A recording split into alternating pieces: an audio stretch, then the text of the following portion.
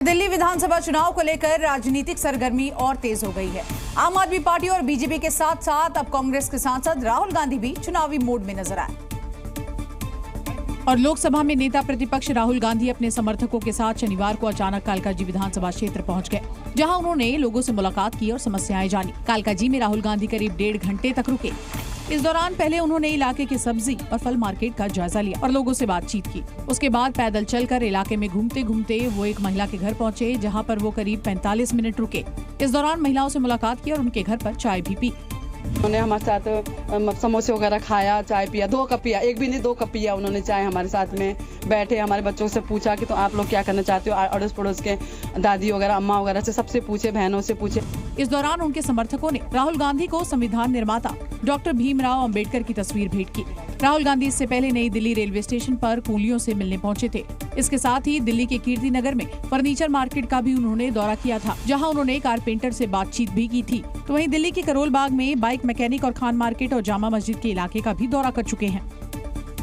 Delhi police ने election से पहले अपराधियों के खिलाफ ऑपरेशन वज्रपात नाम का एक बड़ा अभियान छेड़ दिया है, जिसके तहत अब तक 600 से अधिक मोस्ट वांटेड बदमाशों को गिरफ्तार किया है।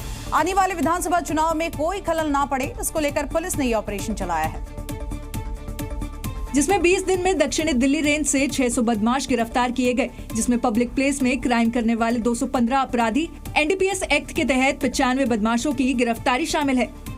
एक ऑपरेशन वज्रपात सदर्न रेंज में स्टार्ट किया गया। सदर्न रेंज में साउथ और साउथ ईस्ट डिस्ट्रिक्ट शामिल होते हैं। ऑपरेशन वज्रपात का मुख्य उद्देश्य था कि इलेक्शन से पहले जितने क्रिमिनल एलिमेंट हैं उन पर शिकंजा कसा जा सके।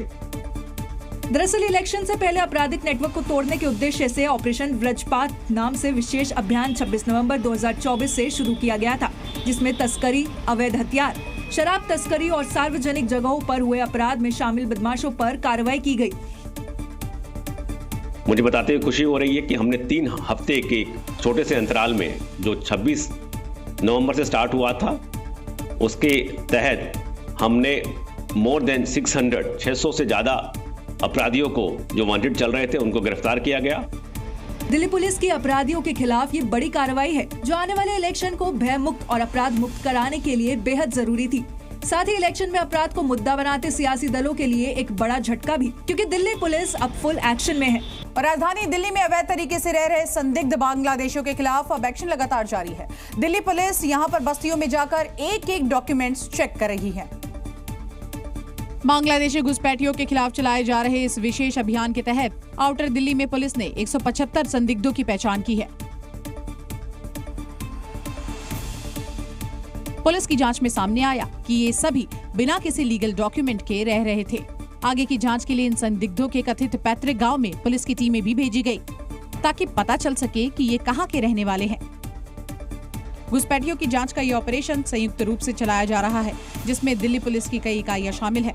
दरअसल राजधानी दिल्ली में अगले साल फरवरी में विधानसभा चुनाव होने वाले हैं और रोहिंग्या का मुद्दा भी गरमाया हुआ है। ऐसे में दिल्ली की सुरक्षा को देखते हुए एलजीबी सक्सेना ने पुलिस को बांग्लादेशी घुसपैठियों के खिलाफ मुहिम चलाने के आदेश दिए, जिसके बाद दिल्ली पुलिस ने अपना एक्शन तेज कर दिया। तो वहीं 175 संदिग्ध घुसपैठियों की पहचान हो गई।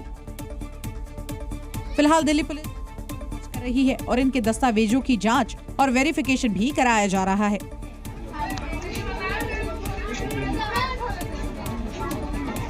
और संभल में चंदौसी की धरती सनातन के सबूत उगल रही है।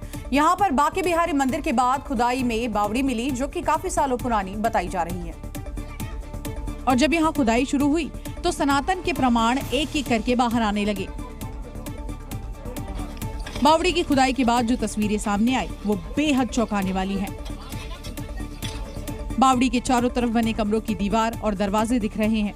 बताया जा रहा है कि जमीन के अंदर लगभग 200 फीट से अधिक गहरे इस कुएं में 3 मंजिल तक कमरे बने हुए हैं। प्राचीन मंदिर, कुआं, बावड़ी और 4 कमरे, जैसे जैसे षड्यंत्र से मिट्टी हट रही है, धरती चीर कर सच बाहर आ रहा है। यहाँ पर प्रशासन के द्वारा खुदाई कराई जा रही है। आप देखिए जेसीबी के जरिए यहाँ पर मिट्टी निकाला जा रहा है बावड़ी के अंदर से। और सबसे बड़ी बात है कि इस बावड़ी को मिट्टी से पाट दिया गया था और यहाँ पर प्लॉट बना दिया गया और इस पर अवैध रूप से कब्जा किया गया था। लेकिन प्रशासन को जब जानकारी मिली उसके बाद प्रशासन यहाँ पर लगातार अपनी कार्रवाई कर रहा है। चंदौसी में अब तक सनातन के कई प्रमाण मिल चुके हैं।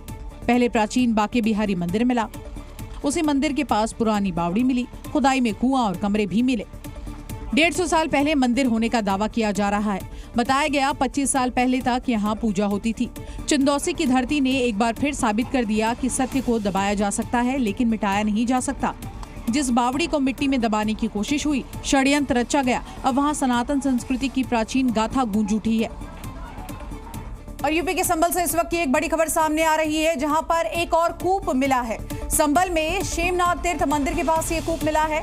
महंत और श्रद्धालुओं ने यहां पर खुदाई की है। बड़ी जानकारी इस वक्त की आपको बता रहे हैं। और कूप की खुदाई में 8 फीट पर पानी निकला। इन तस्वीरों को आप देखिए तो संभल में 68 तीर्थ है और 19 कूप है। जी न्यूज पर एक्सक्लूसिव तस्वीरें आप देख रहे हैं। महंत और श्रद्धालुओं ने यहाँ पर खुदाई की और उसके बाद आप देखिए किस तरह से शेमनाथ तीर्थ मंदिर में ये कूप मिला है। तो आपके पास 2 तस्वीरें इस वक्त टेलीविजन स्क्रीन पर। एक आप देखिए किस तरह से जहां पर कुआं मिला है ये तस्वीरें, और दूसरी महंत ने जब यहाँ पर खुदाई की उस वक्त की ये तस्वीरें हैं। तो खुदाई की पहले की और खुदाई के बाद की तस्वीरें हम आपको दिखा रहे हैं। संभल में एक और कूप मिला है, शेमनाथ तीर्थ मंदिर में ये कूप मिला है और इन तस्वीरों के जरिए आपको दिखाने की ये कोशिश।